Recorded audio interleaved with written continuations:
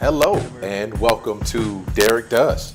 This week, Derek does fantasy football, and why not start with my own fantasy football league?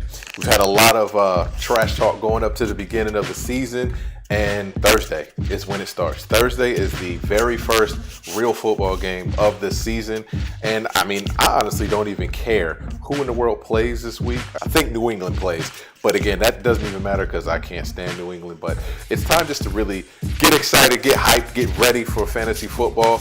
And this week, what Derek's going to do is we're just going to break down what we did in the league, what we're also going to do coming up for rivalry week, just to kind of go into that, and then really go over some of the really bigger topics in the league that we had in the group, like the vote that we have for a couple of things. But let's go ahead and go into that real quick. The first thing I want to make sure you guys do is understand that football starts Thursday.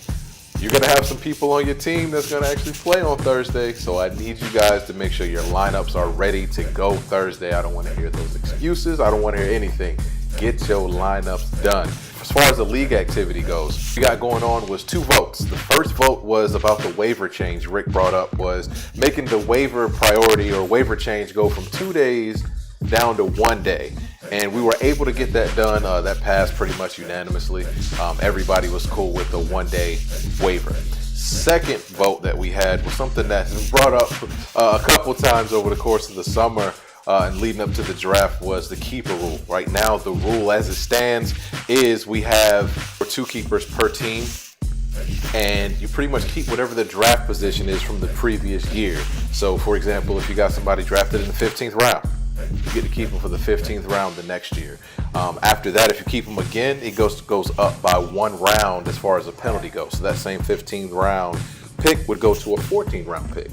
Some people don't like that rule because sometimes you get to keep one person pretty much for their entire career. So from 15, 14, 13th round, you got somebody for an entire pretty much dynasty. So it was brought up to kind of change that. We put it up for a vote, and the vote was pretty split. I didn't even vote, just to kind of make it even. There was 11 people. There's an odd number, and they voted to keep the rule the way it was. We'll go and revisit this. Nothing's set in stone. I'm a pretty pliable guy, but it is what it is now. Sorry, get your shit together. That is what it is. Going into the final pieces of the draft, we had 4 people with a draft A or better.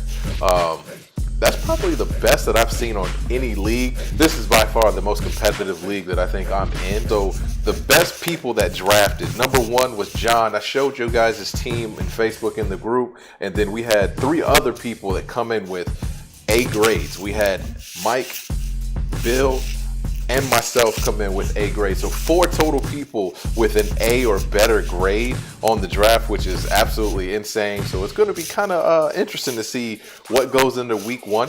Also going into the first week, we've already had some waiver wire moves. Some of the people that had some of the worst drafts, Ant.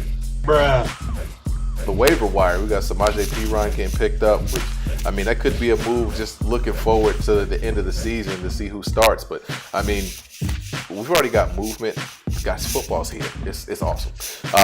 Trade block, I've already updated mine. I have 3 quality tight ends, and I'm looking for a few things. So get at me if you want that, but don't be afraid to put your people in the trade block. If you want somebody else to go ahead and send you guys something, let's get that activity moving. With that being said, it's time to go ahead and get into what really matters. It's time for Rivalry Week, y'all. Rivalry Week is what I'm looking forward to. So this year I have Rivalry Week on week 1, and I have the last week of the season. So there's a couple teams that are going to go head to head with that. First and foremost, me versus Shannon.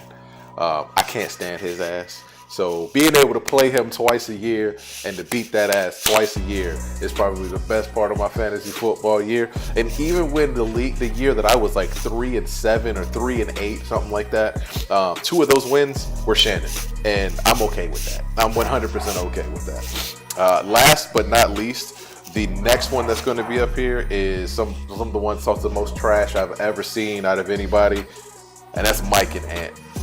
Mike's even come out and said he's willing to throw a little something on it. I heard $100. I heard Ant said Mike said Ant might be scared. I heard Ant say Mike ain't ready to put that money up.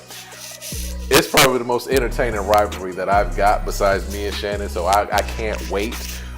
for this season to start, so I can just see who's getting points, who's not, and who starts the season with an L. Just because that's what it's all about. I'm ready to talk that trash. I'm ready to make sure everybody knows that I'm taking it home this year. This is the only league that I haven't won.